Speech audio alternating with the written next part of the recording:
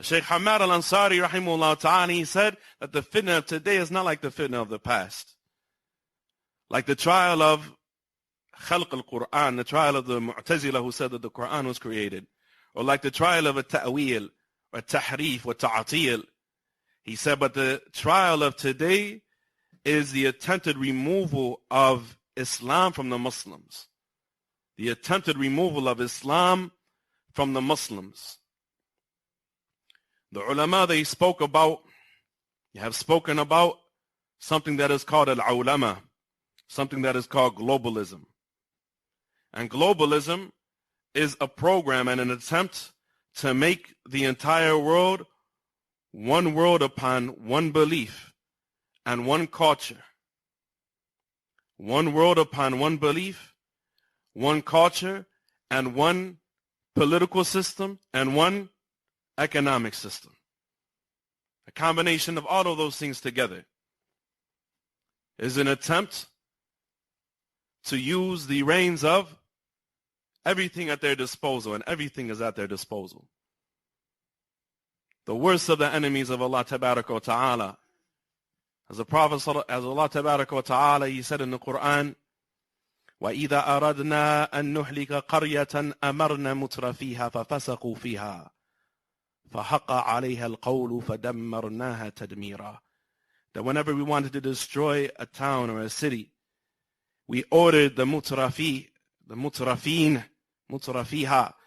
the exuberantly wealthy from amongst them, with Islam, فَفَسَقُوا فِيهَا, but they rejected and rebelled against Islam within that city.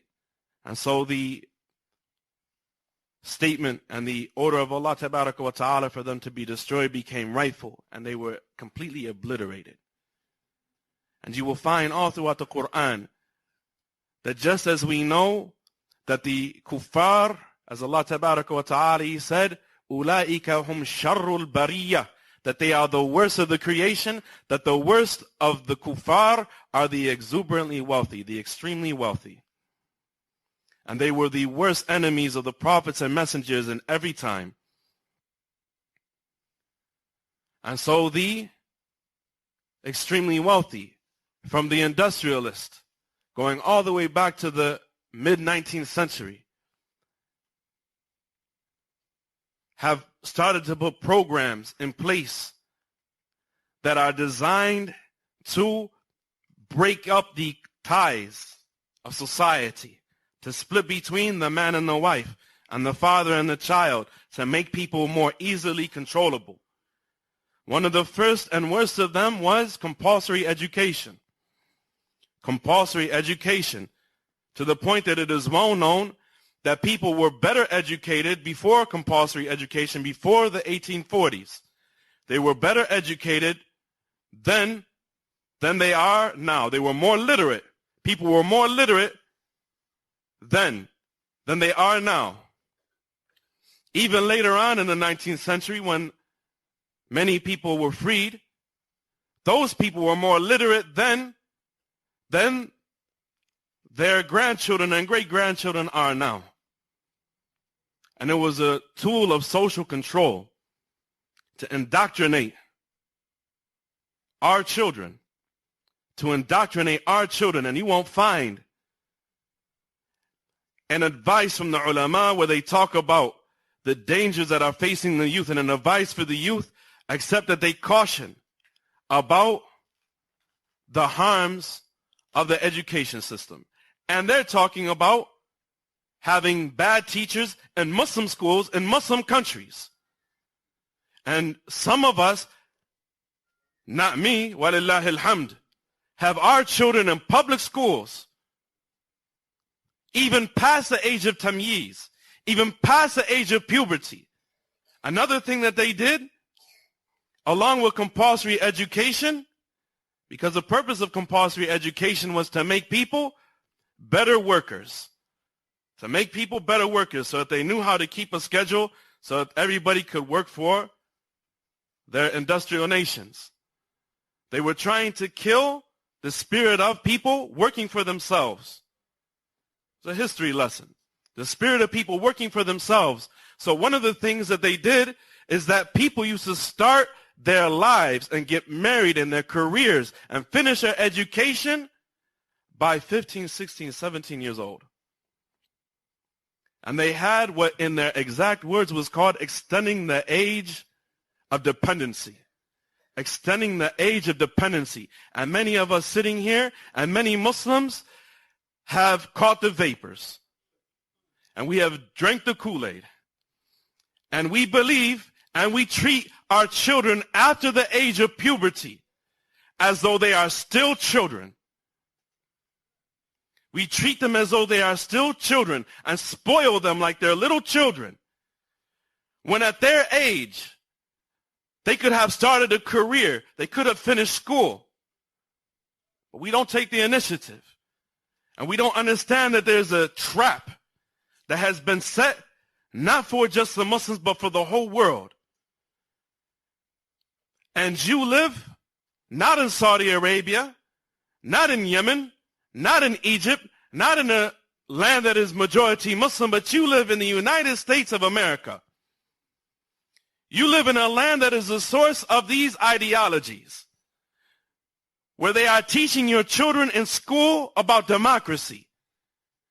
And they are teaching your children in school about moral relativism, saying that really we can't identify right and wrong. Everybody has their own idea of what is right and what is wrong, and everybody has their own religion, and we have to accept everybody and tolerate everybody for the way that they are to the end of it. And your children grow up with tamyir. Your children, they grow up with tamyir, and you don't do anything. You don't do anything to protect them from it, because perhaps you are unaware of it. Perhaps you don't recognize it.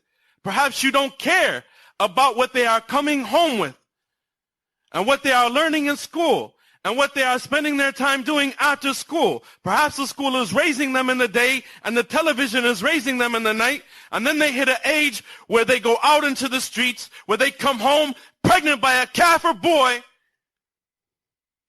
and you wonder what happened in your tarbiyah. What tarbiyah? What tarbiyah was there?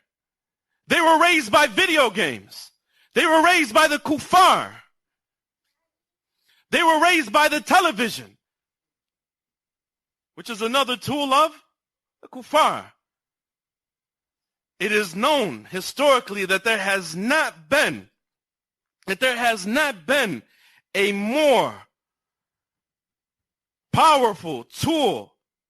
There has not been a more powerful tool of indoctrination and brainwashing than the television set. It is built by scientists, by mad, majnoon, kafir scientists who actually programmed it to coincide with the brainwaves in the mind of a human being, to literally hypnotize a person with flashing lights and sounds and so on and so forth. And the people have become zombies. And the children have become zombies. And the people sit around and they don't talk to each other. A family, they sit, and the mushaf is on top of the TV. And Sahih Bukhari is next to the TV. And they sit with their food, watching TV. And they're out of the home all day. And they don't know their children, and their children don't know them. But what they do know about is the first string of the Philadelphia Eagles. And they know the name of the basketball players. And they know the names of the musicians. And you let your child have a phone because you trust them. And unlimited access to the internet because you trust them.